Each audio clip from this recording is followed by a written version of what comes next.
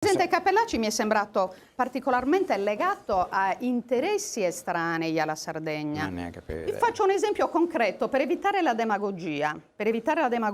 Caso del Giotto alla Maddalena. Ci sono i processi in corso contro la cricca, che sappiamo che non era una cricca di benefattori, d'accordo?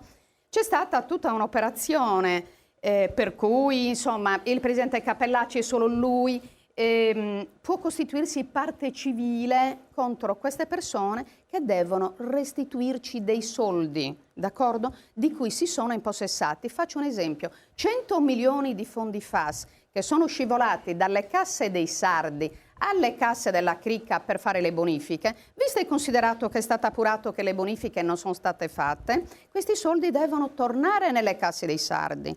Il nostro Presidente Cappellacci sta facendo una mancia di 100 milioni agli amici della cricca. E perché? Perché non si costituisce parte civile? Perché? Qual è la ragione? Forse io vi do anche la risposta.